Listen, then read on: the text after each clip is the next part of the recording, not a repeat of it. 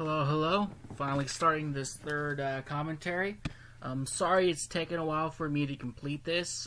After a year of studying Jesus' words, I feel a little more comfortable explaining this types of wisdom he was talking about. Because this verse is a very strong verse, and there's lots of wisdom that I've discovered in this.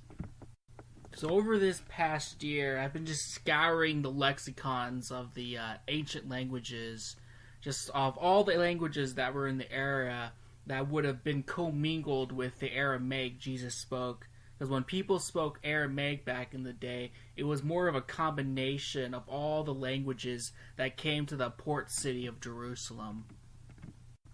So as I've been going through this verse, I've just been particularly focusing on this one word Jesus spoke. And he said, whoever says more, M-O-R-E, more, to his brother is worthy of the fires of Gehenna. So this is one of those interesting things. When he was speaking in Aramaic, did he actually use the word more, or did he use the Jewish word for fool? But that's interesting because there are multiple words for fool in Hebrew. So over this past year, I've just been going through all the lexicons of all these ancient languages that would have been commingled into the Aramaic that the Hebrew people would have spoken at that time of Jesus. And I've had to boil it down to all the possibilities what Jesus could have meant when he said this word. And in these studies, I found something absolutely extraordinary. I can't even fathom, you guys couldn't fathom of how much wisdom, truly how much wisdom is in this verse. It is so much wisdom. It is unbelievable how perfect this verse Jesus said. So today we're going to go through all these words. We're going to go through all the sources. We're going to look at all the lexicons. We're going to look at all the phonetic pronunciations. We're going to go through all the meanings of these words, and we're going to apply them. And then we're going to test this knowledge just to make sure that this wisdom is right. From what I've gotten from this, there are 5 different meanings Jesus could have meant by this word. But the funny thing is all these words apply, and they were all true. And the funny thing is, the combination of all the 5 mores that I've discovered right now literally describe the destruction of civilization. It describes everything. It's so crazy how it all just works, how this word is just perfect, how this one word, if you looked at the different lexicons of the different languages, they all fit perfectly and they're all true. So after a year of studying this word, I am finally ready just to get this commentary over with. It's just been a stone up a heavy mountain so far. I've just been studying this word. I've been scouring the past, applying this, just the way people react and how people react to these types of mores. And I feel like I'm finally ready just to finish this commentary and just show people what I've learned and what I've discovered, and just go through all the sources so that you guys can see what I've discovered, and then you guys can decide for yourself. And if you guys disagree with me or you don't like these words, that's right, because one of the mores actually allows you to contradict, to say I don't want to believe this. So it all works out. I just say, listen to what I have to say, and then actually take these words, study them, and actually try to use them in life. Apply the wisdom so that you can actually become a wiser person. For me, I have to take every tittle and drop that every word Jesus said had some important meaning. So I have to take this word and I just have to studied the crap out of it. And if I'm over excessive on it, it seems like it's too much, then maybe it is, but to me it all works out. It all makes sense to me. To me, this all makes sense. This feels like this word is perfect that Jesus said. All these mores, that one word, it just works so well with what I've discovered and how I have applied it. I do believe in Jesus. I believe he is God. I believed he died for me.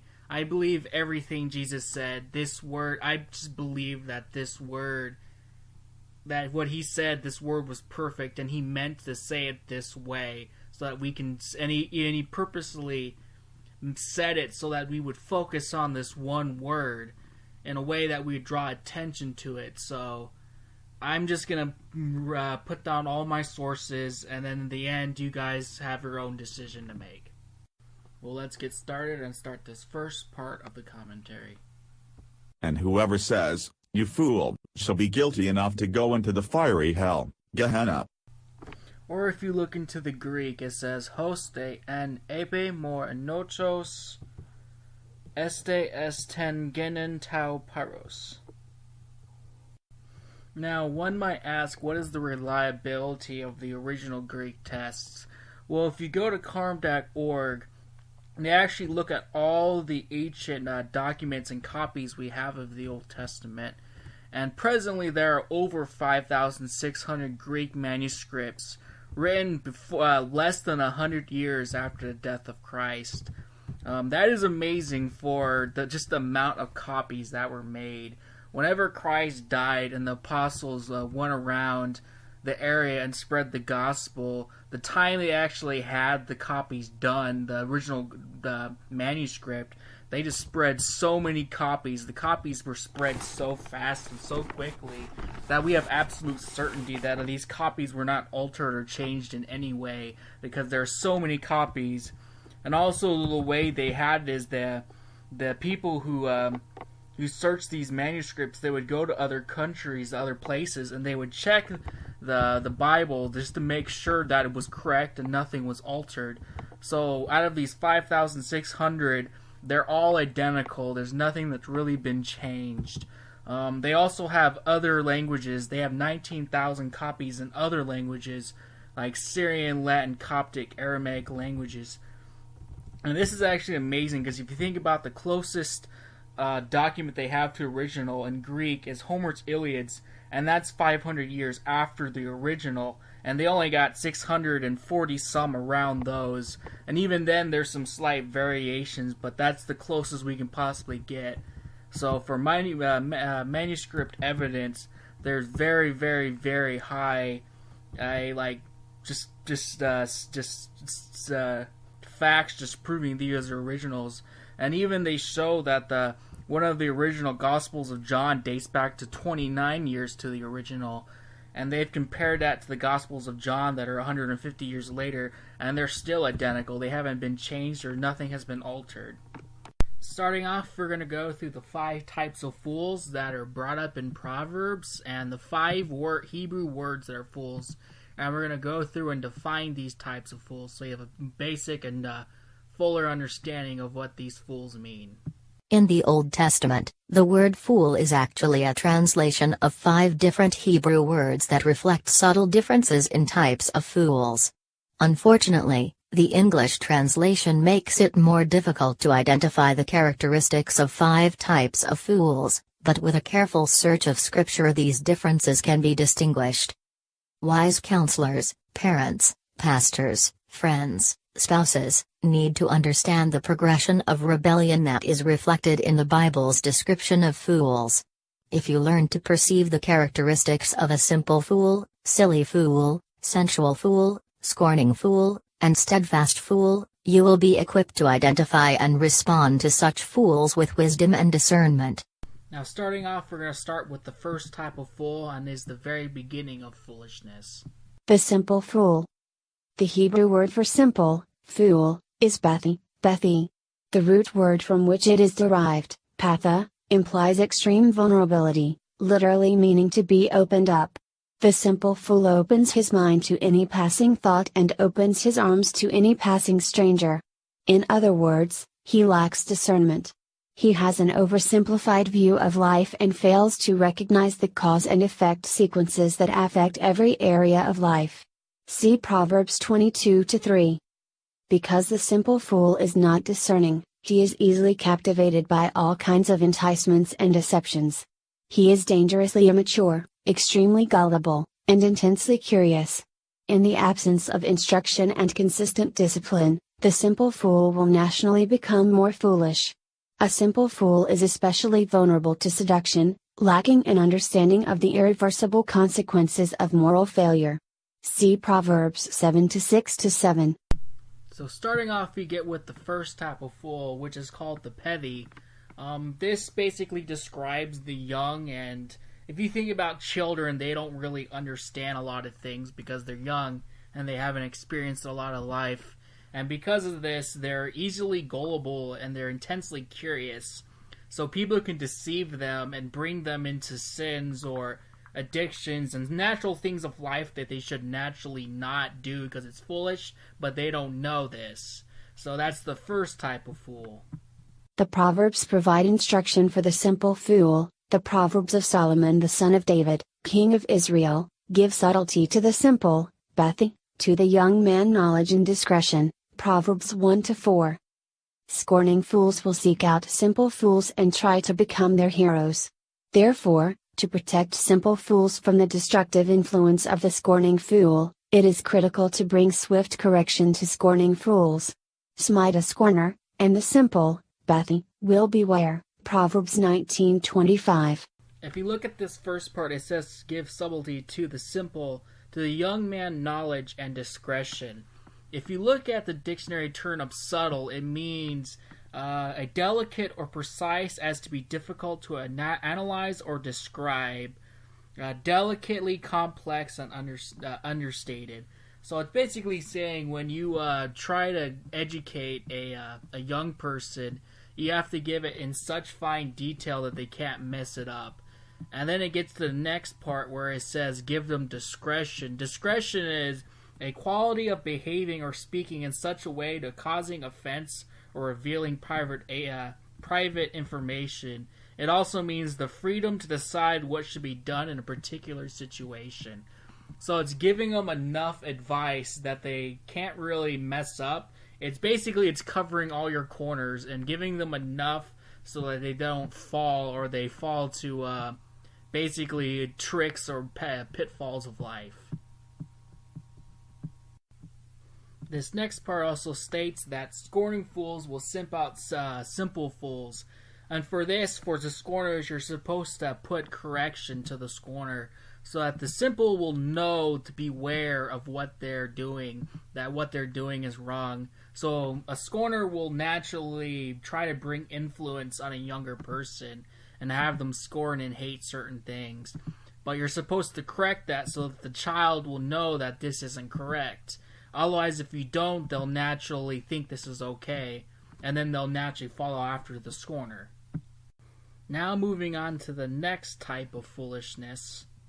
The silly fool. The Hebrew word that refers to a silly fool is evil. Its definition is to be perverse, silly. The mouth of a silly fool often gets him in trouble. Wise men lay up knowledge, but the mouth of the foolish, is near destruction. Proverbs 10:14, see also Proverbs 20:3. When things go wrong for a silly fool, he becomes angry, resulting in more damage. A stone is heavy, and the sand weighty, but a fool's, wrath is heavier than them both. Proverbs 27:3. A silly fool believes that his own way of thinking is right, see Proverbs 12:15, so much so that he reacts to instruction when it is offered. The fear of the Lord is the beginning of knowledge, but fools, despise wisdom and instruction. Proverbs 1-7, see also Proverbs 10:21. Argument, persuasion, and advice from well-meaning friends fail to convince silly fools of error. Proper correction by authorities, which publicly shames the silly fool, will more often be effective in helping him change his ways. See Proverbs 29-9 and Proverbs 7:22. So starting off with the evil or the silly fool, it says his mouth gets him into trouble, and when things go wrong, he gets angry. Whenever I think of this, I think of it sort of like as a jokester or maybe like a comedian. It says he likes to be perverse with his mouth, and if you look at perverse, it means showing a deliberate or obstinate desire to behave in a way that is unreasonable or unacceptable out of spite of the consequences. So in the beginning, it's the beginning stages of basically they know what is right, but they're trying to break that mold and they're trying to get outside of it, and they sort of think that they're smarter than the rules and they can sort of get past the rules. What they say, they really don't say anything towards people or anything, but they say inappropriate things. Like they'll say inappropriate jokes, or they'll swear a lot, or say certain words that they should not be saying. In a way, their mouth gets them into trouble. For this one, it says he reacts when instruction is offered. And I can sort of see this in a way where he'll be offered instructions, but he'll sort of want to do it differently. He'll want to do it his own way, despite the way he's been instructed to do it. And he'll think that his way is better of doing it. It also says, because of his mouth and how perverse it is, people will try to embarrass him or try to correct him in a way that'll shame him in a way. And the best way I can think about this, if you ever go to certain comedy clubs or whatever, comedians now have it where public correctness is sort of like their thing that'll destroy their comedy act, where people will come in and they'll heckle them for saying something that isn't really politically correct or isn't too nice of what they say. So the heckler will try to embarrass them, and that's sort of like the reaction to the way a silly fool talks and acts. Next, we'll start on the third type of fool, which is the upgraded version of the avil. The sensual fool? One who rejects the correction of parents or other authorities will become a sensual fool. This type of fool is identified in Scripture with the Hebrew word kasil, which means fat, that is stupid or silly. The word denotes a person who seems determined to make wrong choices. He does not have a mental deficiency, but rather rejects the wisdom of God. The sensual fool focuses on that which brings him immediate pleasure. He glories in that of which he should be ashamed. It is a sport to a fool, kasil, to do mischief. Proverbs 10:23. See also Proverbs 13:19-20. This next type of fool, the way I get it is it's more like the con man prankster. It says as a sensual fool, a silly fool, it is sport for this type of fool to do mischief. If you look at the dictionary of mischief, it means a playful misbehavior of troublemaking, especially in children. Playfulness that is intended to tease, mock, or create trouble, to harm or cause trouble by someone or something. In a weird way, it's sort of like you're testing people's reactions, and you're sort of poking them in a really weird way. Continuing on with this type of foolishness. A sensual fool is unreasonable. As a silly fool, his mouth got him into trouble. Now, as a sensual fool, his mouth gets him into more trouble. A fool's kasil lips enter into contention, and his mouth calleth for strokes, blows. A fool's kasil mouth is his destruction, and his lips are the snare of his soul. Proverbs 18:6-7. Scripture gives more warnings about the sensual fool than about any other type of fool. His motives and methods are subtle. He should be avoided, because those who follow him will be led astray. A companion of fools, kasil, shall be destroyed. Proverbs 13:20. Severe punishment is prescribed for the sensual fool: a whip for the horse, a bridle for the ass, and a rod for the fool's kasil back. Proverbs 26:3. See also Proverbs 19:29. So in this one, if you look at this one, it says his lips look for contention. If you look at contention, he looks for heated disagreements and assertive, especially when maintaining an argument. So in a way, he speaks in a certain way where he's trying to look for trouble, and he's trying to get on people's nerves and anger people. Basically, he's trying to trigger people. It's not the same as an avil, where an avil he'll say inappropriate things, but an avil's not really trying to anger people or try to start fights with people. Whereas a kasil, they're more trying to antagonize and sort of irritate people in a weird way. It says his methods are very subtle. So basically, he's a schemer. He comes up with plots and schemes. Basically, how he can do his next sport or his next mischief or whatever. If you look at any of some of these videos on YouTube, I think there's a prank channel where there's a group of teenagers or whatever, and basically they'll go to places and they'll play these pranks, and they'll basically to see what type of reactions they get out of people. So like they'll go to like urban neighborhoods and say very inappropriate things, and they'll try and record the people basically getting angry. Or what I saw was basically they were trying to stage a fake robbery at an ATM, whatever, and basically this whole prank went horribly wrong.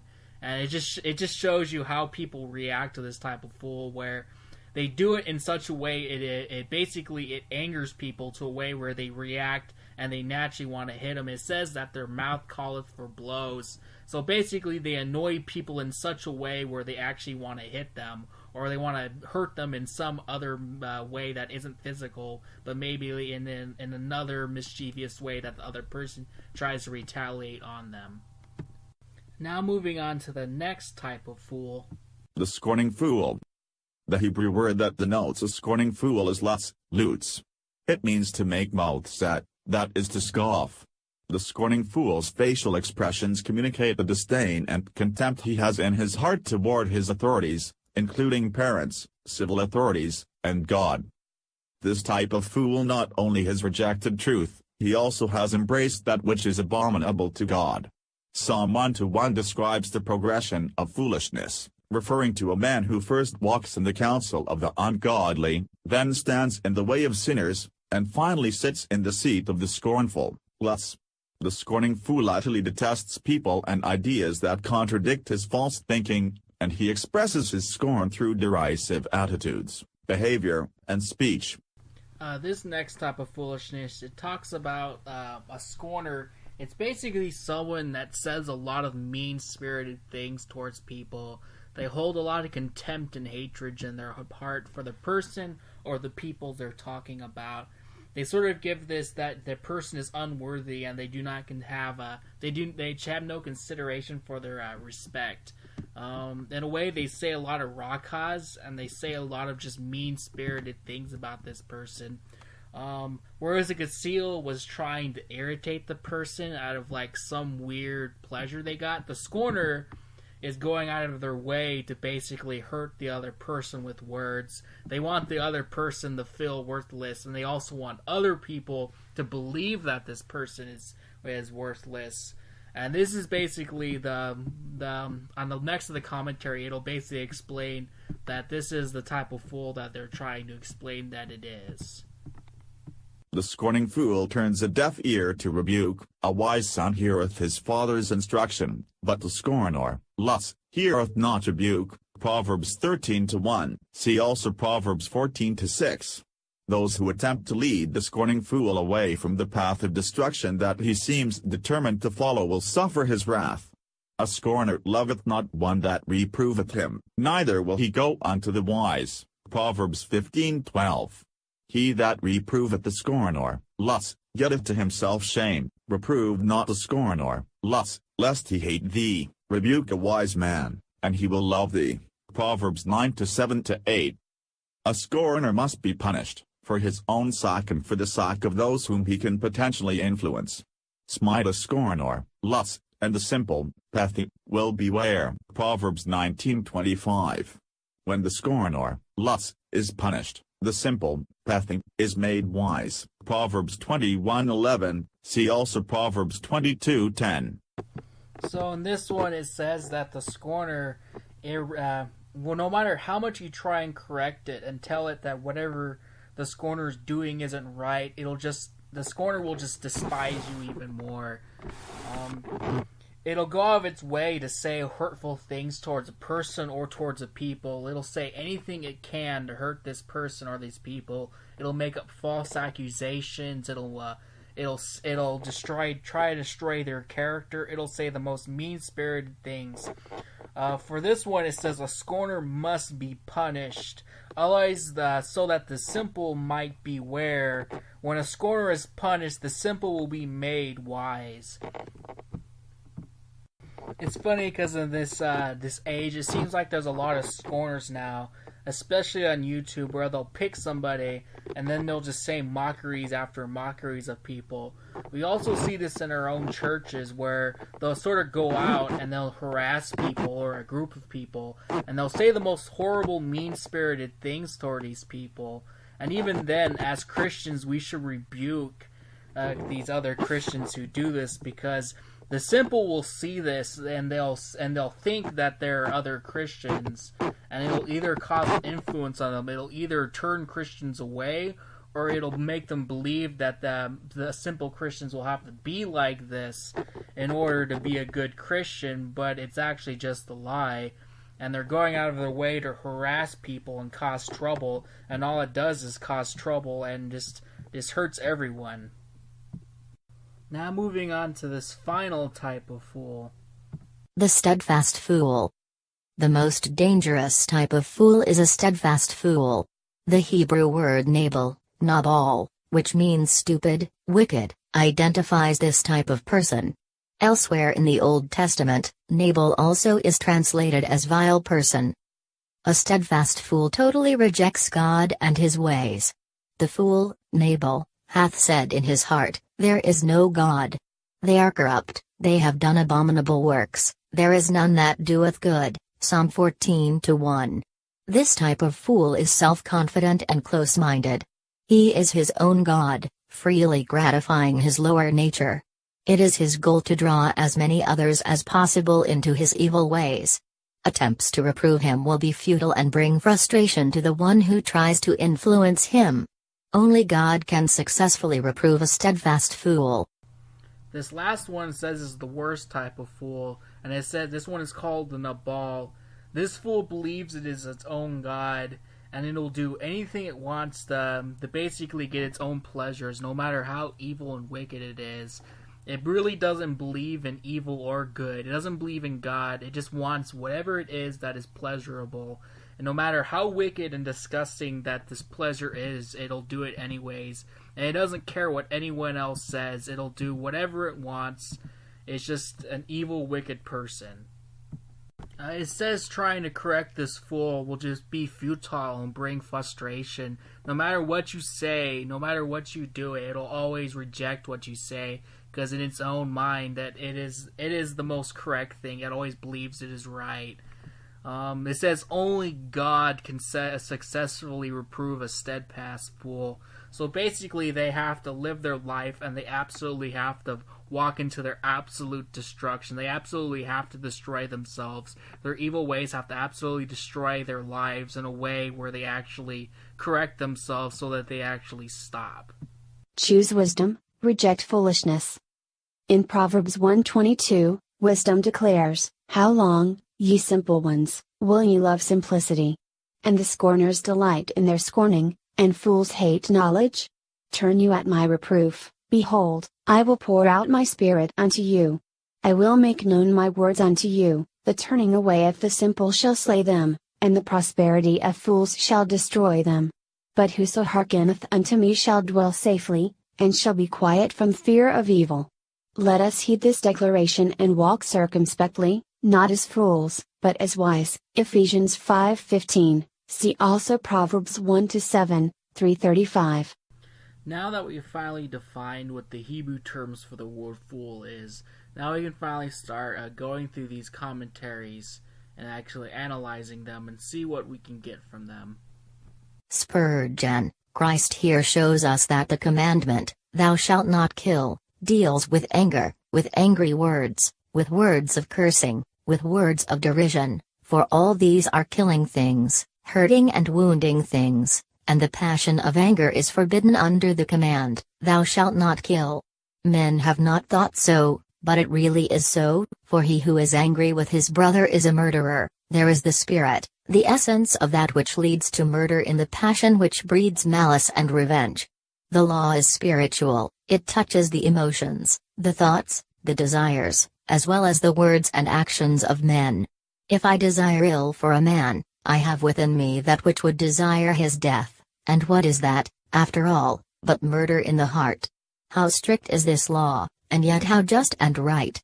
Now as we go through these commentaries, Most of the commentaries, as you get further down, talk about what the word fool meant.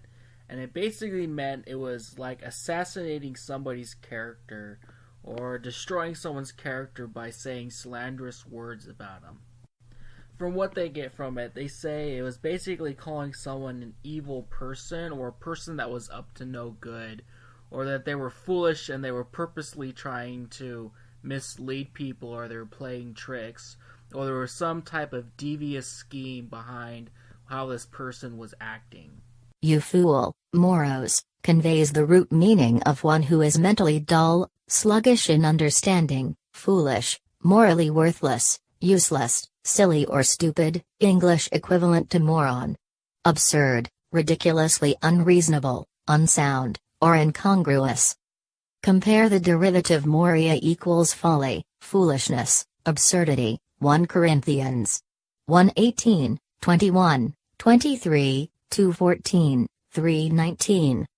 There are a number of synonyms including blockhead, bonehead, dimwit, dork, numbskull, and the list goes on and on. Jesus seems to characterize calling someone a fool as a more serious reproach than a good-for-nothing. I find this funny because a lot of these beginning commentaries, they go through the meaning of the word fool as it means in the present tense, as how we'd use the word fool in English, compared to how the Hebrews use the word foolish, which has like a totally different concept to the word. MacArthur, moros, foolish, has the root meaning of being mentally dull, silly, or stupid, and is the word from which we get moron. I'm going to give an example based off of the first type of the fool, the petty. I can imagine there's a child and he sees like his father, or he sees a grown person do something that he shouldn't have. So the child basically references to this person saying, you shouldn't do this is wrong, kind of a thing. And you can sort of see the adult sort of call the child a fool by basically saying, well, you're a child, you don't know anything, what would you know about this? You're basically calling the child a fool, and basically trying to disregard everything the child might say, even though what the child might say would be correct. Or it could basically be the child's basically saying something, and whatever it is the child is saying, it could be something very important, but the adults could basically wave off the child and basically say, well, he's just a child, he doesn't really understand life or what it means about anything, and basically they can totally disregard the child or what the child is saying.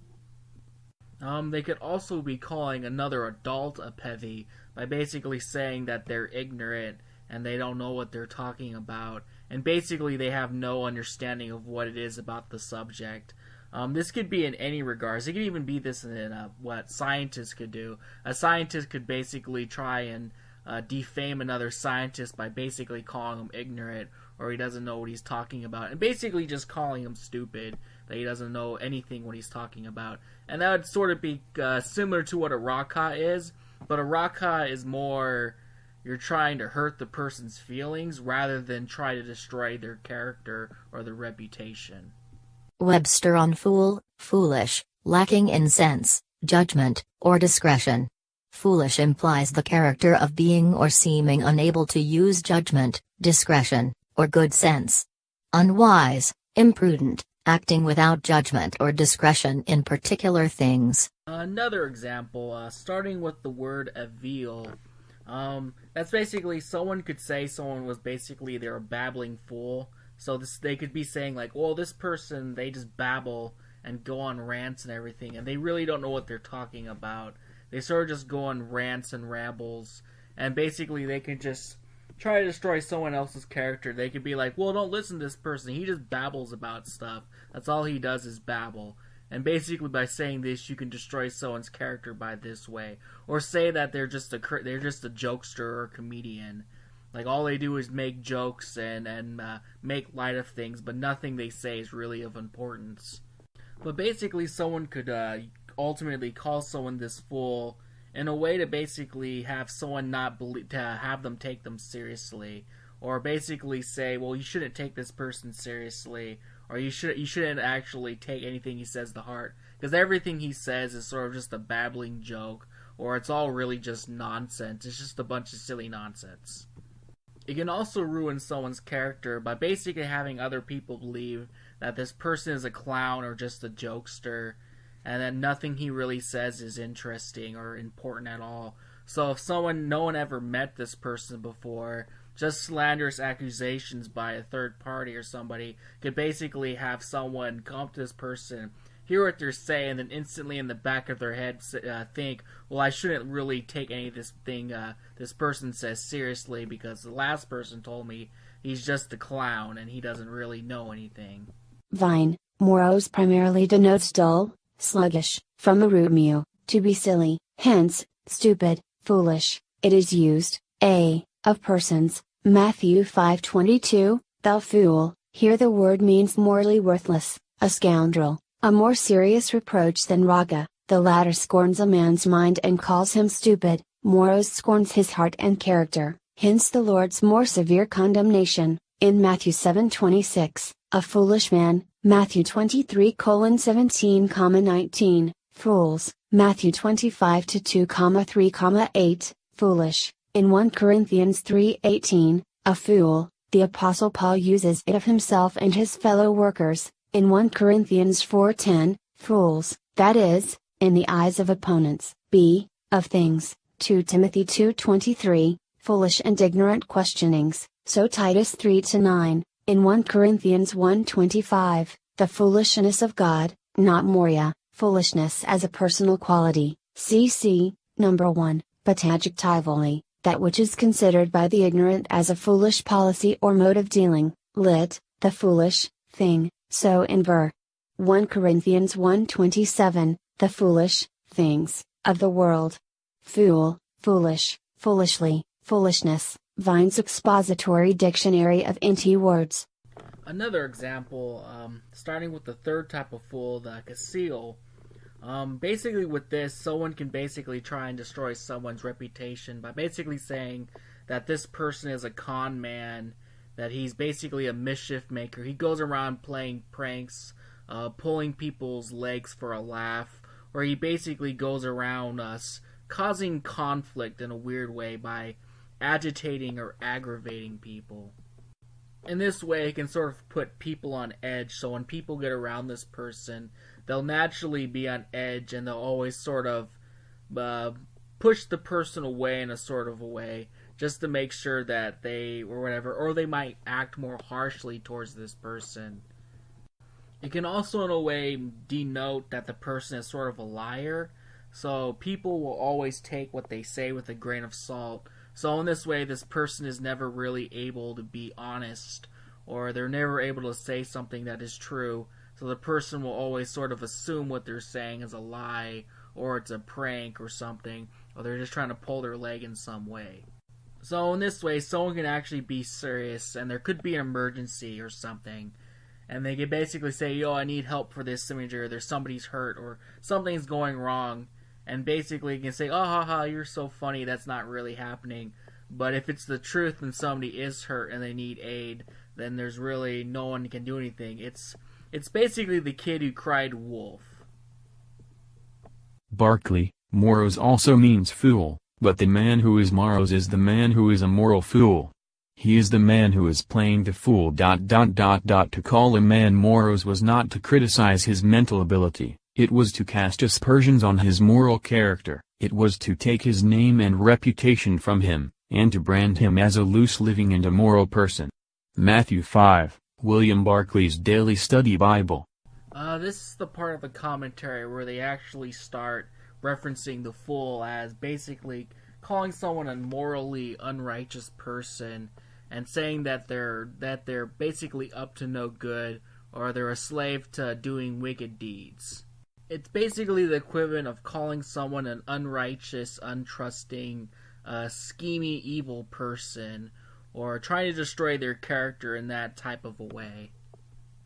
The fool today has taken a sort of slight turn, as we don't really use the word fool as sort of the same way as we use it then, but the concept is the same, and it's sort of just like giving someone a label. So in today's society, it's a very popular thing at this moment They call someone a bigot or call them a racist, a misogynist, a homophobe, a liar, a coward, and basically just give people a bunch of labels to basically have other people believe that this person is an evil, wicked person and their heart is full of hatred, or that they're just an evil, just wicked person that you should not be around. Ellicott, Jesus himself used the word of the scribes and Pharisees, Mount 23:17, 23:19, and Paul of the skeptical Greek materialist, 1 Cor 15:36. The self-same word might spring from a righteous indignation or from malignant hatred. Ellicott. So if you look at the beginning of this verse, basically it shows the heart of man, and it basically shows, well, first you murder the man in your heart by basically being angry at him and having sort of a hatred, loathing towards this person. And then the next part is where you actually say worse to this person, and you're basically trying to hurt his feelings, or you're trying to murder him with words. You're trying to say a word that will hurt his feelings, that'll murder his feelings. And then the third part of it is saying you're going even beyond, and now you're trying to murder his reputation so that other people will hate him and then say murderous words and try to murder his feelings and make him feel worthless and horrible. Expositor's Greek Testament. The word moros expresses a more serious form of contempt than raka. Raka expresses contempt for man's head equals you stupid. More expresses contempt for his heart and character equals you scoundrel. The reckless use of such opprobrious epithets Jesus regarding as the supreme offense against the law of humanity. Matthew 5, the Expositor's Greek Testament. In this commentary, it basically equates calling someone fool as equal as calling them a scoundrel, and that's their sort of interpretation of it. And calling someone a scoundrel is probably, that could be a damaging thing if other people believe it and destroys their character. But it's one of those things where it seems like the thing only Jesus had the right to call someone a fool, because he absolutely knew the other person's heart. But as a normal person, we don't know the other person's heart to just go out and call them a name or give them a label and say, well, this is your heart, so this is the way you are. You don't really have that right. Only really Jesus has that right. So in this regards, the way Jesus regards it as calling someone a fool is a very serious offense. And if you do call someone a fool, it has to be absolutely just and right. That if you do, it has to be absolutely correct. It's not something you can just easily throw out just because you're angry or you're trying to basically discredit the person. It has to be something that has been analyzed, and basically a court could all analyze it and they could all come to the same conclusion basically by the way the person acts, and after years of analyzing the person. But even then, they could still not know the person's heart, so they could still be correct. So it's a very dangerous thing to call someone a fool. It could also be cursing the person to basically have a label or an identity that they can't escape. So if the person isn't that way, maybe you force them into that label that they never were. Or if they ever try to leave that label, they're never really able to, given the chance to leave that. So in a way, once you're given a label, it's very difficult to escape the label. You might never be able to escape the label once it's given to you. Once the accusation is made, it sort of sticks, and it could take forever. It could never happen, and you're just stuck with this label that you're not really deserving to have, just because someone wanted to call you a fool or discredit you or basically destroy your character. Freiberg, moros, foolish, stupid, always a term of reproach. 1. Of persons considered to be intellectually weak, irrational, or lacking in foresight. Mount 7.26, opposite sophros, wise, and phronimos, intelligent, substantively equals foolish person. Mount 25.3, of one without respect for God. Mount 23.17, the meaning of the substantive more, in Mount 5.22 is uncertain. As an insult it could mean you fool. Blockhead. 2, of things foolish, useless. 2T2.23, neuter as a substantive ta. Mora, what is thought of as foolish? 1 Core 1.27. Another example I can think of is if you ever seen the movie Easy A, it starts off with this girl. She's the main character, and she's basically just living her life, whatever. And I think she goes on a date with a guy, and then the next day at school, her best friend sort of asks her, did she do anything with this guy? And her friend kept pushing it, so eventually she just lied to appease to her. Well, it just happened in the next stall, whatever. There was this girl, which ironically always plays the judgmental Christian, but she sort of heard it, and then she sort of came to the conclusion that she was a slut. So basically she ran around the whole entire school telling everyone that the main character was a slut and that she was immoral and everything. And it was basically a thing to destroy her character. And it's one of those interesting things. As you see the progression of it, it first doesn't bother her. It doesn't really do anything because it sort of isn't true. So she sort of just goes along with it. And in the end, she sort of just embraces that identity. And she sort of becomes the person she's really not. But she's not really doing the acts that she's being accused of. But eventually it gets to the point where people actually start treating her in that way, where normal people, where they would naturally treat her like a good human being, start treating her like trash. And after a while, this label sort of destroys her social life.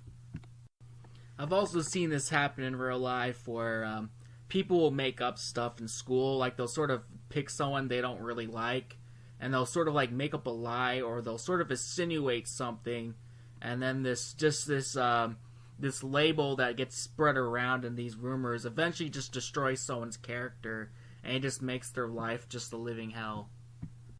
It's actually kind of interesting because it's one of those tropes that it doesn't happen all the time, but it happens enough to where there's lots of TV shows and movies that sort of revolve around this phenomenon of people going around trying to destroy other people's character by calling them a slut, or trying to fame their character, or because they lie about something, it destroys that person's character. And usually it ends usually the ending is originally ends in that way, where it shows that this isn't a right thing to do. MacArthur notes that moros was sometimes used in secular Greek literature of an obstinate, godless person. It was also possibly related to the Hebrew mara, which means to rebel against. To call someone you fool was to accuse them of being both stupid and godless. The three illustrations in this verse show increasing degrees of seriousness. To be angry is the basic evil behind murder. To slander a person with a term such as raka is even more serious, because it gives expression to that anger, and to condemn a person's character by calling him a fool is more slanderous still. Jesus' prohibition is against slanderously calling a person a fool out of anger and hatred. Such an expression of malicious animosity is tantamount to murder and makes us guilty enough to go into the fiery hell. MacArthur, J. Matthew 1:7. MacArthur New Testament Commentary, Chicago, Moody Press. Another example of how the fool was used throughout history. If you go back to the Salem witch trials, back then all you had to do was basically call someone a witch. And at that time, that was such a damning thing, because if you were called a witch or even accused of a witch, the courts at that time, they could seize your property. They would throw you into prison. Then you would you'd basically go into court for your life. And if we ever look at history, that actually ended very horribly for those people who just got accused of being a witch. It was such a damning word, and it was such a slanderous word. It was just, for the evil, wicked people that used it, it was just a convenient way to get rid of people. It's one of those ironic things, because if you actually look at the Jewish words for sorcery and witchcraft, it wasn't the Jewish words for witchcraft isn't like literal magic. It's more like deceptive ways to basically trick people into believing things. And it's one of those things where the people on the witch trials, the people who are judging the people, are actually guilty of witchcraft, the very thing they were accusing the people of. But back then they somehow got confused witchcraft with literal magic. So they're believing in literal magic tricking the people, but they were actually using witchcraft to manipulate the people. So it's kind of ironic the people who are judging the people for being witches were actually practicing witchcraft themselves. But back at that time, it was such a believable thing because there were so many books and there was sort of a fascination with it that was going around and so many misconception about it. So when you called someone a witch at that time, it was such a damning thing. You know, it was one of those things where after you got accused of it, your life was basically over, and there was no real way to disprove it because the people that were accusing you were just so devious about it, and there was no way to. So you can use all the debate you wanted. It was just such a slanderous word. Once you were accused of it, you couldn't really get rid of it. It just destroyed people's lives. The Septuagint uses moros twice in a passage that gives us a descriptive definition of moros. Isaiah 32:5. No longer will the fool, moros, be called noble, or the rogue be spoken of as generous. 6. For a fool, moros, speaks nonsense, and his heart inclines toward wickedness, to practice ungodliness and to speak error against the Lord, to keep the hungry person unsatisfied and to withhold drink from the thirsty. Another example, this actually happened with my friend and her parents. When she was younger, they adopted this girl, and this girl, she sort of came from an abusive household and whatnot. So years later, as she eventually started growing up, she got a lot more rebellious and stuff like that. And she wanted to do things that her parents wouldn't allow her to do. So she got to the point where she was just so angry. She basically started threatening the parents and trying to terrorize them to let her do what she wanted to do. So basically she would go around and she would start making slanderous accusations about the parents, saying they were doing horrible things to her and stuff like that. And it got to such a point where it was such a damning thing.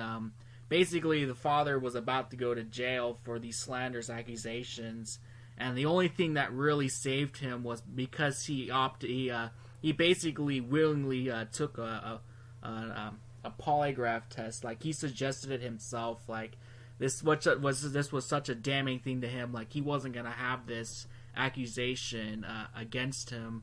So he basically jumped, and he told him that he wanted to take a polygraph to prove that he wasn't lying and that these accusations were false. So it was actually one of those things where if it was back in the day, years earlier, he probably would have gone to jail for a crime he didn't do. But since the technology of polygraphs and stuff like that, and since the polygraph showed that he was telling the truth, it was shown that he was innocent and this girl was actually lying, and she was just using fear and terrorism to basically get her way. And if she didn't get her way, she was basically gonna lash out and hurt people. It's one of those things where my friend, she said that it was just such a horrible part of her life that basically this girl they adopted when she was young, eventually when she grew up into her teenage years and started becoming rebellious and making these accusations, my friend just said that her life was just such a stressful part of her life because these accusations that she was making against her family and her father, and it was basically destroying her family, ripping her whole house apart. And it was just one of those things where there's this rebellious girl that was basically wanted to go into trouble and do what she wanted. She was just doing things that basically she wanted to get her way, and it just brought so much stress on so many people's lives and put so much anxiety on people's lives. It wasn't even anxiety just for the person she was trying to hurt, but it was just basically it brought anxiety on everyone. Eventually got to the point where she started doing this to so many people because basically it got to a point where she would go over other relatives' house or other people's houses, and she would basically do the exact same thing. And it was one of those things where she did it so much, eventually she damned herself, and eventually people had to step in, the authorities and the courts and stuff like that, to figure out what they would do. and basically she sort of shot herself in the foot. She sort of made her own life a hell. She did so many horrible things that she basically did bring hell upon her own life in the eventual end. Moros. 12x and 12v, Nas renders Moros as fool 1, foolish 7, foolish things 1, foolishness 1, fools 2. Matthew 5:22 But I say to you that everyone who is angry with his brother shall be guilty before the court, and whoever says to his brother, you good for nothing, Raka, shall be guilty before the Supreme Court, and whoever says, you fool, shall be guilty enough to go into the fiery hell. A.B. Bruce, Raka expresses contempt for man's head, you stupid. Moros expresses contempt for his heart and character, you scoundrel. Matthew 7:26 Everyone who hears these words of mine and does not act on them, will be like a foolish man who built his house on the sand.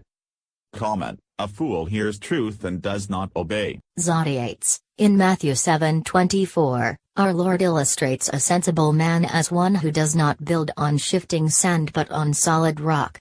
It is much easier to build on sand, but it certainly is not permanent. The person who thinks only of the present and does not consider the eternal is a fool. Moros, someone who acts thoughtlessly or contrary to reason. 1 Corinthians commentary. Matthew 23:17 You fools and blind men. Which is more important, the gold or the temple that sanctified the gold? Zodiates. Though in modern Greek the word moros is used for baby, the New Testament consistently attaches the term to adults who willfully, that is, consciously, and irresponsibly ignore God's commands. Christ's address to the scribes and Pharisees, for example, ye fools, moros, and blind, Mount 23:17-19, is a condemnation of their rebellion, not pity toward their immaturity. Adults know that what they are doing is wrong but do it anyway. Exegetical commentary on Matthew. Matthew 25:2 5 of them, virgins, were foolish, and 5 were prudent. 3 For when the foolish took their lamps, they took no oil with them. 8 The foolish said to the prudent, give us some of your oil, for our lamps are going out. I'm now going to start talking about the last part of the verse, and it says, people who call people fool, or you say fool to your brother, are worthy of the fires of Gehenna.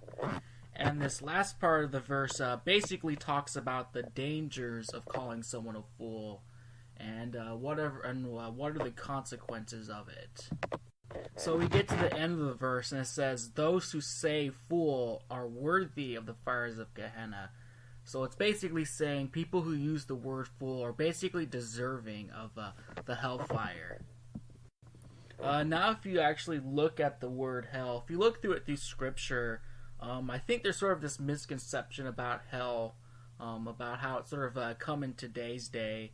If you look at the Hebrew version, the way they describe hell, it's more of a situational hell, where it's a hell of the mind, and it's the hell of like your situation, where basically you bring hell upon your life. So it could be basically you do something and now you have to deal with the dangers that come with it. It's one of those things where in today's society, the word hell has sort of been oversimplified for what it is. And it's one of those things where Jesus talks about hell more than any part, or the word hell is described more times in the Bible than descriptions of heaven. Whereas heaven, it's so complex to describe that it's given in very simple terms, whereas hell, it's such a complex term where there's so many discussions about it in the Bible in general. From what I get from it, hell is a multi-dimensional thing. It exists on multiple planes on multiple fronts. It's just not like an afterlife hell, but it's also a hell that can arise in real life, that can affect anyone in their life at any present moment, on many different planes and different circumstances. Zodiates. In our Lord's parable of the 10 virgins, we are told that 5 of them were sensible or prudent, phronomoi, and 5 were foolish, morai, the feminine plural form of moros, Mount 25-113. The sensible ones thought of the future and considered the need to take oil in their vessels. The foolish ones, however, thought only of the present. Thus a fool can be characterized as one who thinks only of the present time without any consideration of the future. 1 Corinthians Commentary 1 Corinthians 1:25 Because the foolishness of God is wiser than men, and the weakness of God is stronger than men. 27 But God has chosen the foolish things of the world to shame the wise, and God has chosen the weak things of the world to shame the things which are strong. 1 Corinthians 3:18 Let no man deceive himself. If any man among you thinks that he is wise in this age, he must become foolish, so that he may become wise. One example I can think of the dangers of calling someone a fool, back in the day, if you called a king a fool, or if basically you gave them a slanderous label, that was either it might have been true or it might not have been true, this could anger the king inexorably, and basically, you know, just the dangers of calling a king a fool. You could be sentenced to death. You could be sentenced to any horrible treatment that the king could basically order, just because you called the king a fool. And it's one of those things where it's just one of those things you got to be very careful of doing. It's one of those things where the only person who really had the right to call somebody a fool was Jesus, because Jesus knew the hearts of man so well that he could give that fair judgment. But even then, when Jesus called someone a fool, it basically he angered them to a point where they would plot and scheme how to kill Jesus and everything. And after he called him a fool, they basically plotted, you know, basically how to hurt him and all that stuff. So even then, when Jesus called someone a fool, he put himself in a dangerous situation, even though the assessment was true. So it's one of those things, though. So even though Jesus had the right to call somebody a fool, and he did call people fools, he was basically just in what he did when he actually did. Because when he did call the person a fool, it was basically the truth. And even then, after he did that, he still put himself in danger of what he basically said. Like, he wasn't deserving of the hell that happened, but basically it just did happen because he used the word fool, even though it was correct. So but the people who unjustly use it are actually worthy of basically the hellfire that they do. But Jesus wasn't really deserving of the hellfire because he was telling the truth. And the people who plotted to hurt him were basically trying to salvage their own. Basically, they got ousted for what they were. Their character was basically, it was so noticeable that he pointed it out.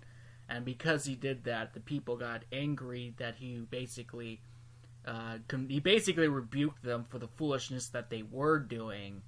And so he wasn't really deserving of this because he was correct and true. But a lot of the people who do use it in a foolish manner, that basically use it to destroy a reputation, or basically willy-nilly call someone a fool, then they're more worthy of the hellfire. But even though Jesus was correct, he still put himself in the danger of doing so. So it's one of those things where Jesus had the right to call the people he did fools. And Jesus shows when do you do call someone a fool. But it's one of those things where if you do it incorrectly, then basically you're deserving of the hell it brings upon you. Jesus wasn't deserving of the hell that was brought upon him because it was the truth, and he did it in the correct manner that had to be done. But the people today, because if you willy-nilly just call someone a fool, you don't know that person's heart, so you're more likely to be deserving of that hell you bring upon yourself.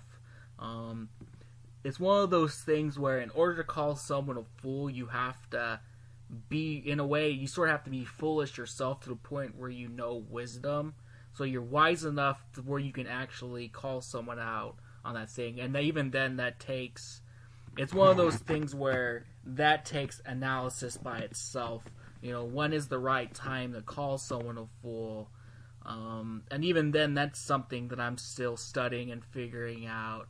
and whatever. I've seen times where, like as I analyze this, I get a little bit wiser to where I can sort of see where it comes into play, and mostly the main thing I can see it coming into play is once the person has done this deed so many times, and it's a repeating deed, where basically you don't have to say it, but other people start noticing it. And then it's one of those things where I've seen people, they would act a certain way, and I would call them a fool in my heart in a way, and I knew it was wrong, and I shouldn't, like, I wouldn't go around and slander this person because I was studying this verse, but I would just sit there and I would wait, and after like a year or so time, eventually this person would basically oust themselves, and basically other people were taking notice of this foolishness, and I didn't have to call the person a fool, because basically the way they acted, other people caught on to it. MacArthur, human wisdom is moronic in the Lord's sight. Mounts. Paul uses moros to describe the distance that exists between the world's wisdom and God's. The difference is so great that God's foolishness, if he were foolish, which he is not, is wiser than human wisdom, which is not wise. 1 Cor. 125, this is by God's design. 1 Cor 127. In fact, the distance is so great that the wisdom of God as seen in the cross is foolishness, the related noun moria, to the unbelieving world, but the power of God to those who are being saved. 1 Cor 1:18. Indeed, the non-disciple can't even understand the spiritual things of God. 1 Cor 2:14, because they are folly, moria, to him. Consequently, true disciples must become fools in the eyes of the world so they can be truly wise. 1 Cor 3:18. Mounce's complete expository dictionary of Old and New Testament words. 1 Corinthians 4:10. We are fools for Christ's sake, but you are prudent in Christ. We are weak, but you are strong. You are distinguished, but we are without honor. 2 Timothy 2:23. But refuse foolish and ignorant speculations, knowing that they produce quarrels. Titus 3-9. But avoid foolish controversies and genealogies and strife and disputes about the law, for they are unprofitable and worthless. It's also one of those things I find interesting when it says, talks about Timothy, where it says, but refuse foolish and ignorant speculations. And that's basically calling a person a fool in your heart.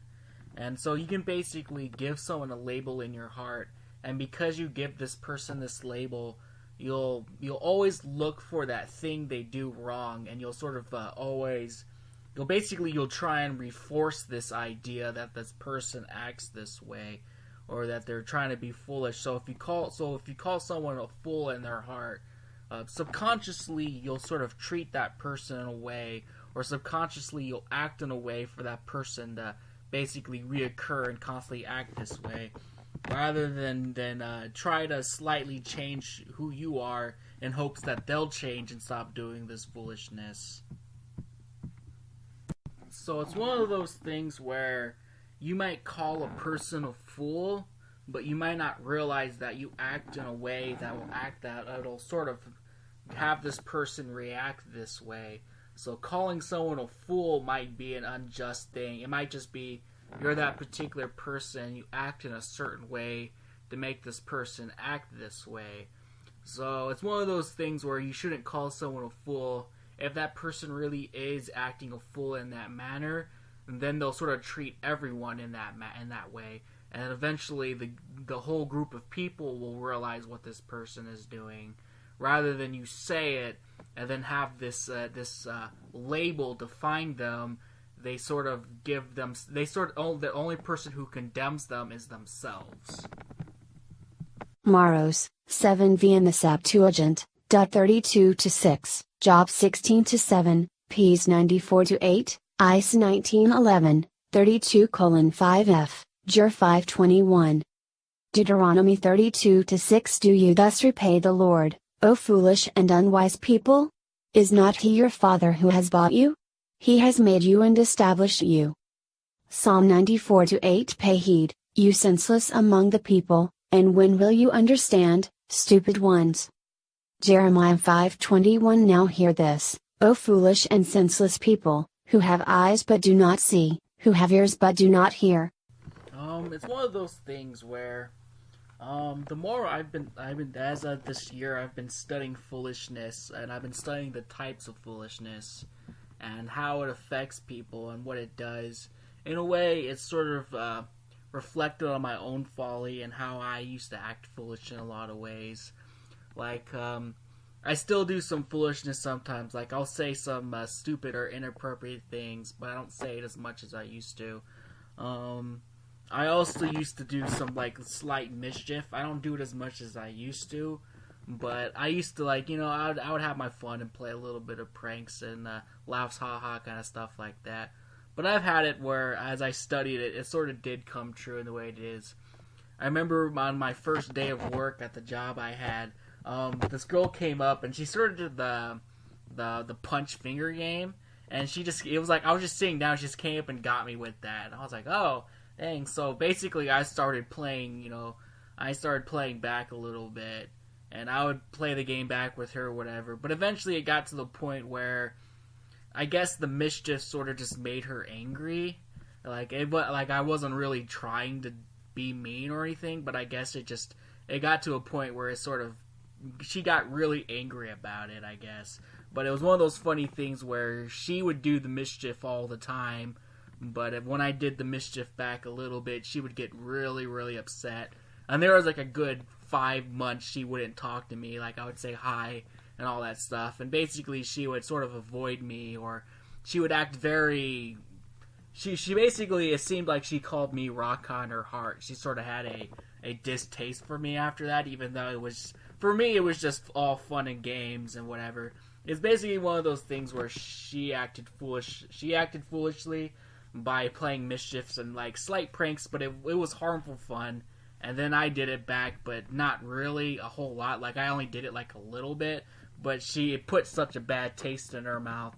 Just the simple, just the pranks and the jokes that would go around. So it's one of those things where, as I've been analyzing the foolishness, I sort of calmed down, and I don't do stuff as anymore. Like, I don't really get into name calling or a little mischief like that. Like, I haven't called anyone names in years or anything since like high school or whatever, and that was years ago. Mischief, I've just sort of analyzed the foolishness that does come with that, and it sort of is true. If you do act mischievous, something like that, like you like to play pranks or jokes on people, even if it's harmful fun or you don't really hurt the person, it could just be like simple, like catch the person in a joke kind of a thing. But it's just, even though it's between two people, they can get offended by it. And then there's been times where I've said silly things like that. I wasn't really hurting anyone or whatever, but it was just something really silly, like a fart joke or whatever. And then someone would go out of their way, like an older person that was they were sort of the scoffers, so they would try to shame you because I don't know, I'm not sure why they did it, but they had their own reason for doing it. And I guess, if you're silly like a comedian and stuff like that, they'll sort of go out of your way to embarrass you. And it sort of seems the way that whatever would happen. And the person that eventually over the years, people did realize he was like a mocker, and he liked he ran towards conflict kind of a thing. And it was one of those things where after his mocking and stuff like that, people started reacting towards him the way that, the Solomon said he would. Like, if you're a mocker, people will basically, they'll try and retaliate against you. So, like, eventually this guy was getting trouble at work. People were complaining. They were, like, filing harassment and stuff like that against him. Like, he got sexual harassment and all this stuff. And all these horrible things that were against him that was basically very damaging to his reputation. But it's one of those things, as I've been going through just Proverbs and what foolishness was and stuff like that. I just been analyzing it through my day-to-day life, just seeing what happens, testing it to see if it's true. Test everything, take what is good, throw away what is bad. And it sort of just shows that if you act a certain way, people react a certain way. So if you react a certain way, though, usually people tend to react a certain way. And if you do act a certain way and people don't act that way, then basically you're sort of getting away with it in a weird way. But if you keep doing it, eventually it is going to blow up in your face. And the thing that Solomon says is going to happen usually does happen. Hell, Gehenna, 1067, Gena from Hebrew Ge equals valley plus Hinnom equals a deep narrow ravine south of Jerusalem once associated with the pagan god Moloch and his disgusting rite of infant sacrifices, CP modern practice of abortion, 2 Kings 23:10, 2 Chr 28-3, 33-6, Jer 7:31, 19-5, 6, 32 hours 35 minutes, Ezekiel 16:20. 23:37 clearly prohibited by God in Lev 18:21, 20-2, 3, 4, 5, is literally the Valley of Hinnom, the valley where the filth and dead animals of the city were cast out and burned and where there were trash fires and perpetually burning rubbish, all a fit symbol of the future home of all unrepentant, unregenerate wicked men and women. It was a foul, forbidding place where the fire, smoke, and stench never ceased. It is thus fitting that Gehenna is where sin and unrepentant sinners will one day find its resting place.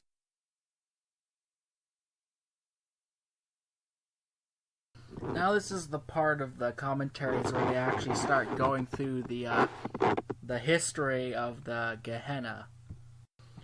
It was one of those places where the Jews considered a cursed place, where it was a place where they basically did evil sacrifices back in the day, and because of that, the Jews considered it cursed because they basically had to destroy it.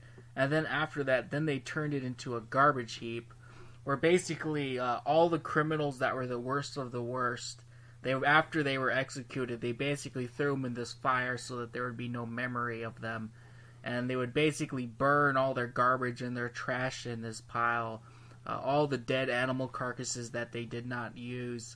It had a very noxious smell because there was always burning garbage, so it always smelled bad. It was also a very dangerous place to be because usually bad people hung around that place, so anything could happen around this place because it was just not a good place to be.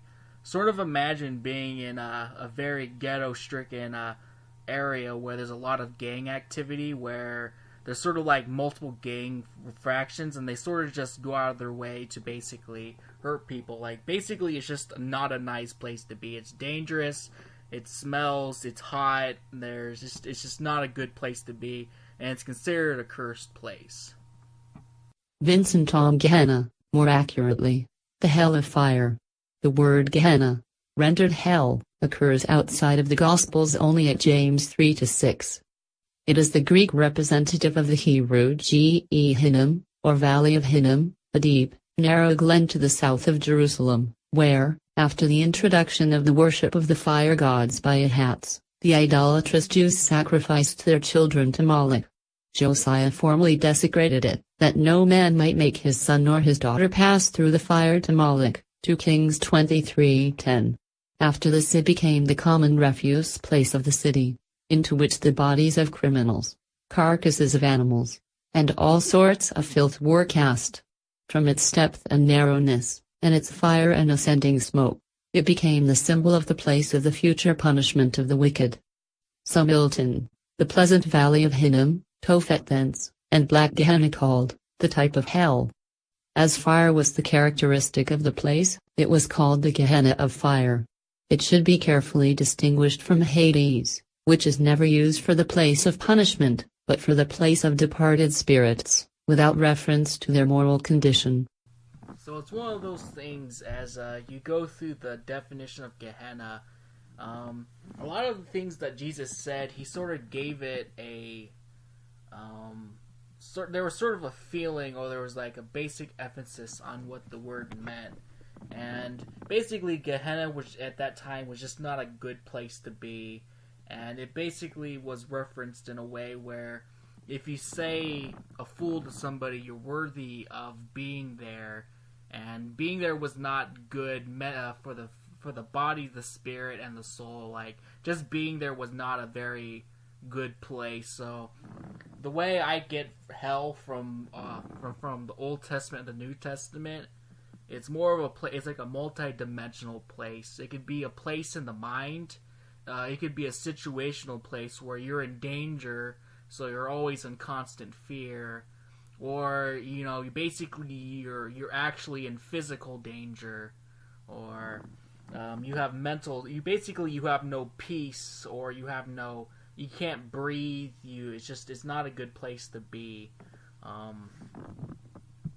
It says the people who do this, they're actually worthy of this. So it's basically saying the people who do this brought this hell upon themselves, and they're deserving of what they've done. So if you go around doing false accusations and doing all this stuff, basically you put yourself in danger on multiple different planes and facets. So you can basically you hurt your own mind, you could hurt your own body, you can hurt your own reputation, you can hurt yourself on multiple different fronts. Then there's the second death that you're also in danger of. That's also another topic for another day, because it seemed, for what I get, is the second death and Gehenna, they're slightly the same, but they're slightly different. If you're interested in this, actually read it up for yourselves, but that's also another consequence for not giving up these foolish actions and going around calling fools and doing wicked deeds. And you could also put yourself in the danger of experiencing the second death, which is the literal hell that you usually get with the Catholics, where it's the lake of fire. And we sort of have conclusions of what that could be. That could be an eternal damnation, or it could just be like what you think Gehenna would be, where you're just burned to where there's no memory or anything left of you. But there's sort of different analysis of what it is. No one really knows, because no one's gone to that place and gone back, so there's always speculations. But basically it's a place you don't want to go, and you don't really want to test it. It's not a good place. It's bad. Don't mess with it. That's all you need to know. Gehenna, 12x and 12v, Mount 522, 29f, 1028, 18-9, 2315, 33, MK 943, 45, 47, LK 12-5, James 3-6. Both Raka and Fool broke the heart of the law against murder, one by slaying a person's intelligence and the other his character. It is interesting that Jehovah does have the right to use morals, for he knows the heart, and thus he declared to treacherous, adulterous, Jerusalem and Judah. Hear this, O foolish and senseless people, who have eyes, but see not, who have ears, but hear not. Jer 5:21. Thus there are times when the scripture does consider men as fools. Jesus said so himself, declaring, "You fools and blind men, which is more important, the gold, or the temple that sanctified the gold?" Mount 23:17. God addressed the rich man who had laid up for himself goods on earth but not heaven, declaring, "You fool! This very night your soul is required of you, and now who will own what you have prepared?" Luke 12:20. And the psalmist explains that the fool has said in his heart, "There is no God. They are corrupt, they have committed abominable deeds, there is no one who does good." Ps 14:1. See Spurgeon's note. Solomon presents a contrast be one who fears God and the fool, writing that the fear of the Lord is the beginning of knowledge, fools despise wisdom and instruction. Proverbs 1-7. These examples from Scripture all have in common a stubborn rebellion against God, which is not what Jesus is referring to. For a man to call another man you fool is in a sense to put himself in the place of God. Jesus is specifically speaking against the deliberate belittling of someone's person because of the animosity and hatred of our own heart. That, he says, is as if we had murdered them. So as we're going through these commentaries, it's sort of interesting how you look at the progression of man's heart and how it goes. So first, it originally goes into orgasmenos, which is a very strong burning anger towards somebody, and that can cause judgment by others. And as you slowly get further and further down the line, the more angry you get at a person. Eventually, then you say a raka, and even then you could say a raka in your heart about somebody, but then you could say it out loud. And that can actually cause actual trouble. Like, then you'll actually start getting yourself into trouble. You start flirting with trouble. And then eventually you get to the part where you actually start calling a person a fool.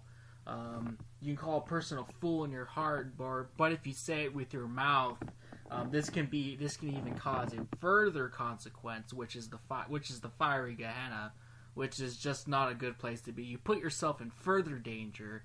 If saying raka could get you in trouble, saying fool can get you killed. It's such a horrible thing you can do. It can actually really damage your life. So it's just the basic analysis of the progression of anger and hatred you can grow to somebody. And the further it gets, the more dangerous it gets. Have you ever been guilty of murder? If we are honest, most of would have to say we are guilty of his crime against our fellow man.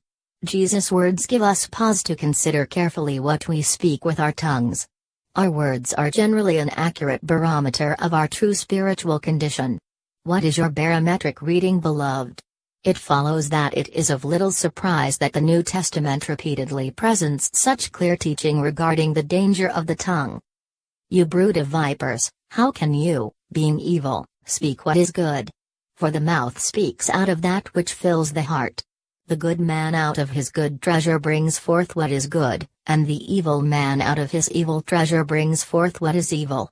And I say to you, that every careless, literally not working, describes a word that produces no good effect, and is not calculated to produce any word that men shall speak. They shall render account for it in the day of judgment. For by your words you shall be justified, and by your words you shall be condemned. Mount 12:34-37. Do you not understand that everything that goes into the mouth passes into the stomach, and is eliminated? But the things that proceed out of the mouth come from the heart, and those defile the man. For out of the heart come evil thoughts, murders, adulteries, fornications, thefts, false witness, slanders. These are the things which defile the man, but to eat with unwashed hands does not defile the man. See notes Matthew 5:17, 5:18, 5:19, 5:20. Be angry, and yet do not sin. Do not let the sun go down on your anger, and do not give the devil an opportunity. Let no unwholesome word proceed from your mouth, but only such a word as is good for edification according to the need of the moment, that it may give grace to those who hear. And do not grieve the Holy Spirit of God, by whom you were sealed for the day of redemption. See notes Ephesians 4:27, 4:29, 4:30. So in this last part of the commentary, or the last part of this verse, when Jesus talks about fool, he's mostly talking about be careful what comes out of your mouth, because every single word that comes out of your mouth will be brought back to you in the day of judgment. So every word you say you have to be careful of, but also be careful of the words you say in your own heart, because you'll also be accountable for this. So if you do have something in your heart, try and reconcile it and try to make it right. If you look at the Ephesians, it talks about, it says you could be angry, but do not sin. So if something happens to you, anger is a natural emotion that we people feel. But don't sin, don't react to it immediately. So if you're angry, don't just fly into a fit of rage, and be careful what you do. But it also says, do not let the sun set on your anger. So whatever you do, do not hold on to this anger. Don't let it continue on to the next day and still be angry, and then the next day and the next day. There has to be a point where you can basically find peace and let it go and sort of restart a new day. And you also, at some point you need to forgive the person, or, find a different way to approach something, but don't constantly hold on to anger and let the sun set on it, and then basically always constantly be in an angry rage. The International Standard Bible Encyclopedia has an interesting entry which says in part that raka is generally explained as expressing contempt for a man's intellectual capacity, equals you simpleton, while more, translated thou fool, in the same verse is taken to refer to a man's moral and religious character, equals you rascal, you impious fellow. Thus we have 3 stages of anger, with 3 corresponding grades of punishment. 1. The inner feeling of anger, or jizo, to be punished by the local or provincial court, the judgment. 2. Anger breaking forth into an expression of scorn, raga, to be punished by the Sanhedrin, the council. 3. Anger culminating in abusive and defamatory language, more, to be punished by the fire of Gehenna. ISBE. One should be careful not to misinterpret Jesus as declaring that it makes no difference whether we kill with words like gossip or stab with literal knives of cold steel. What Jesus is teaching is that both activities reveal the same animosity of one's heart to his or her neighbor. So, sitting here analyzing this verse, I just find it so extraordinary how precise and detailed this verse is for what it is.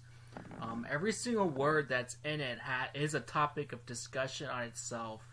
Like the word raka, that by itself is its own topic of discussion. It isn't just some willy-nilly simple word, but the word, when you actually take the time and look at it, can just make so many discussions. It's such a long topic. You can sit there and talk about it and how damaging and how horrible this word could be. Same thing with the word fool. You can look at this word and you can just sit there and analyze this word and look and have so many topics of discussion and how people use the word fool in so many different aspects. There's, you can use the word fool, but people use it in so many different ways. You can sit there and analyze every single way the person will use this word to hurt other people. Ultimately, when you look at this verse, just how precise Jesus used this wording is absolutely perfect. The way he used it, for as few words that he used, he hit the nail on the head, like in the most perfect way. Like it was a perfect saying. There's no flaw in what he said. It's a perfect statement. It's absolutely true. And it's absolute, just every single word he used was so carefully used to actually give the full meaning of what this is. So basically you could say this small phrase, but when you actually analyze it, you got hours and hours of discussion just analyzing it by what he said and just the discussions from it. Sinclair Ferguson wisely concludes that Jesus recognized that we cannot be trusted in our judgment of the seriousness of careless speech. We treat the damage we do with our lips very lightly because we do not see the corpses we leave behind. That is why Jesus invades our moral slumber by telling us how serious this is in the sight of God. He uses language we readily understand. Anger incurs judgment, using terms of contempt, like raka, is worthy of condemnation by the highest court. Mount 5:22 Note, calling someone a fool fits us for hell. Jesus is probably not placing these sins on a scale of seriousness in the kingdom of God. He is simply stressing vividly that they are far more serious than most of us assume. In fact, our insensitivity to their real seriousness is indicative of the dullness of our spiritual senses. Ferguson, Sinclair, Sermon on the Mount, Banner of Truth. So, a year ago when I first started studying this verse and just studying just the different types of foolishness and whatever, even then when I started going through these commentaries, I was absolutely just floored with just how wise this saying is.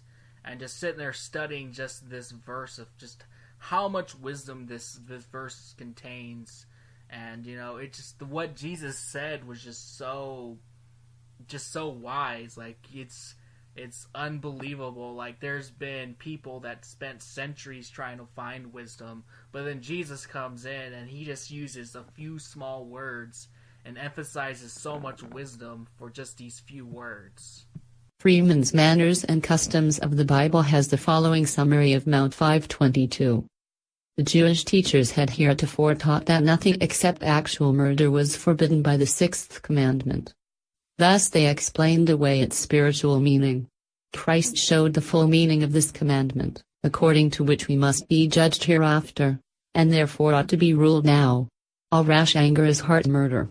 Our brother here indicates any person, status notwithstanding, for we are all made of one blood. Raka is a scornful word, and is evidence of pride. Thou fool is a spiteful word, and denotes hatred. Malicious slanders and censures are lethal poison. Freeman, J. M., and Chadwick, H. J. Manners and Customs of the Bible. 1996. Whitaker House. Now, interesting thing is, if you think this verse is very, very wise in the short words that it's saying, it's actually just the tip of the iceberg. As I've been going through and I've been studying the word more and the phonemic pronunciation of it and used in the Aramaic languages and the surrounding languages around it, I discovered that there's a lot more to the word more. Like, it just doesn't mean foolish, it means multiple other things. So when you actually, I'm going to go through the rest of the words after this initial commentary.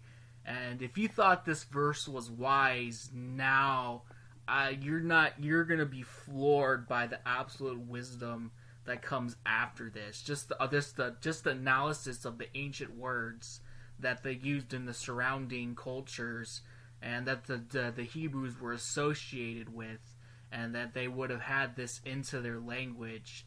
Just how much wisdom Jesus actually used when he used this one word. When he used the word more, like, there was multiple meanings to this word, and each one, when you analyze it and take it, it's just. But after this initial commentary about the word fool, we're gonna go through the surrounding languages, and we're gonna go through the lexicons of the other languages. We're gonna go through the there's more Hebrew words that coincide with the word more. There's Babylonian, there's Persian, and there's other languages I've searched, but mostly I've searched the Hebrew. There's actually a couple words in Hebrew that's also the word more. Same thing with the Babylonian and the Persian, as the Hebrews were exiled to Babylonia, and the Persians did release the Jews, gave them back to their homeland, but they were part of the Persian Empire. And then there was the Greek, so the Greek also got morphed in there too, and we're studying the Greek version of it. So we're going to go through all the versions of it, look at all of them, and then we're just going to look at just what they mean by this word more. And you're absolutely just going to be astounded by just by Jesus saying it. Like, in the end, you're going to realize so many, just to be careful what you say about people, what you think about them in their heart, and what you tell people to do. History of a murder. The beginning of strife is like releasing water, therefore stop contention before a quarrel starts. Proverbs 17:14. The newspaper reported a tragic incident of violence that took place in a South American country. A peasant killed his best friend while they were arguing about political differences. When asked why he did it, he replied with these chilling words, "We began peacefully, and then we argued. I killed him when I ran out of words." This tragedy calls to mind Jesus' teaching in Matthew 5 about the close connection between anger and murder. First, he stressed the seriousness of anger, Matthew 5:21-22. He warned that malicious anger, like murder, would be punished by God. Then he gave practical advice designed to diffuse anger in a person who has something against another, Matthew 5:23-24-25-26. We should all take a close look at our inner rage. We might think we can control it. Unfortunately, though, our feelings of hostility often control us and cause us to do things we would never do while thinking clearly. That's why unresolved anger needs to be seen as a time bomb that can't explode, destroying ourselves and doing irreparable damage to others. True, not all anger is wrong. But all wrong anger needs to be acknowledged and confessed before it leads to murder. M. R. Dehan 2, Our Daily Bread, copyright RBC Ministries. Grand Rapids, Michigan. Reprinted by permission. All rights reserved. When I've lost my temper, I've lost my reason too. I'm never proud of anything, which angrily I do. Jackson. He who conquers his anger conquers a strong enemy. So we're finally starting to wrap up these commentaries. There should be one last commentary after this. After this, I'm going to wrap up the video, and then after that, I'm gonna create another video after this, basically analyzing this verse some more and what Jesus meant by this specific word. He actually takes it into analysis. It's one of those interesting things as when it was written in Greek or whatever, it emphasizes the word raka, and the word raka doesn't exist in the Greek lexicon, so they actually spelled it out in Greek. So it's Greek's an interesting language. It's sort of like an alphabetical language where in English you sound the words out. They do the exact same thing in Greek. It's pretty interesting because if you look at Greek and you actually know the letters, it's very similar to English. Only a few letters are changed, but if you actually go through it, you can actually sound out the words for what it says, and you can actually get the words. So when they write the word rakas, they sound it out, raka, and they emphasize towards this word. So it's one of those interesting things where for this language, they emphasize a phonetic pronunciation. They emphasize the phonics of it, and they also do the same thing in the word in the later verse of when it says more. So there's something interesting about that. So they emphasize the word raka, but then they also emphasize the word more, and they try to bring attention to the word more that you'll sort of study it a little bit more. J.C. Ryle. These verses deserve the closest attention of all readers of the Bible. A right understanding of the doctrines they contain lies at the very root of Christianity. The Lord Jesus here explains more fully the meaning of his words, "I came not to destroy the law, but to fulfill." He teaches us that his gospel magnifies the law, and exalts its authority. He shows us that the law, as expounded by him, was a far more spiritual and heart-searching rule than most of the Jews supposed. And he proves this by selecting 3 commandments out of the 10 as examples of what he means. He expounds the 6th commandment. Many thought that they kept this part of God's law, so long as they did not commit actual murder. The Lord Jesus shows that its requirements go much further than this. It condemns all angry and passionate language, and especially when used without a cause. Let us mark this well. We may be perfectly innocent of taking life away, and yet be guilty of breaking the 6th commandment. He expounds the 7th commandment. Many supposed that they kept this part of God's law, if they did not actually commit adultery. The Lord Jesus teaches that we may break it in our thoughts, hearts, and imaginations, even when our outward conduct is moral and correct. The God with whom we have to do looks far beyond actions. With him even a glance of the eye may be a sin. He expounds the 3rd commandment.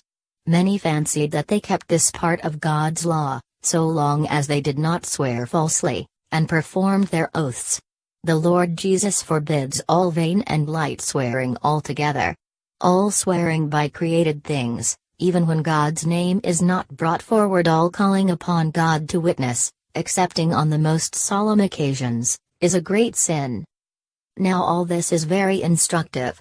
It ought to raise very serious reflections in our minds.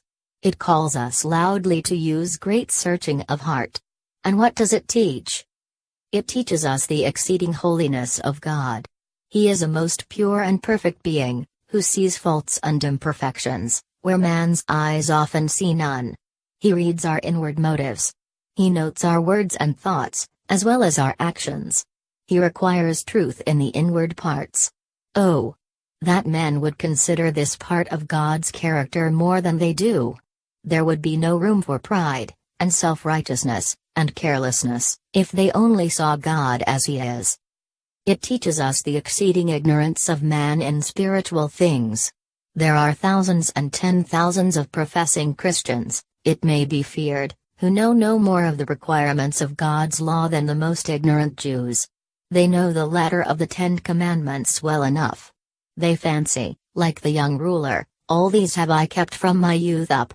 They never dream that it is possible to break the 6th and 7th commandments, if they do not break them by outward act or deed.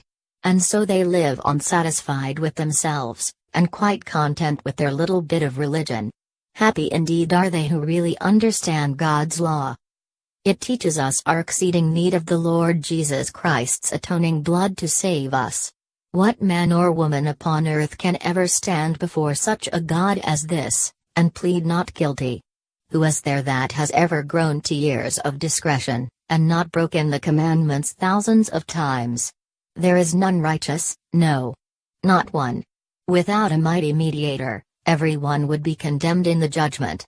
Ignorance of the real meaning of the law is one plain reason why so many do not value the gospel, and content themselves with a little formal Christianity. They do not see the strictness and holiness of God's 10 commandments. If they did, they would never rest until they were safe in Christ. In the last place, this passage teaches us the exceeding importance of avoiding all occasions of sin. If we really desire to be holy, we must take heed to our ways, that we offend not in our tongues. We must be ready to make up quarrels and disagreements, lest they gradually lead on to greater evils. The beginning of strife is like breaching a dam. We must labor to crucify our flesh and mortify our members, to make any sacrifice and endure any bodily inconvenience rather than sin. We must keep our lips as it were with a bridle, and exercise an hourly strictness over our words.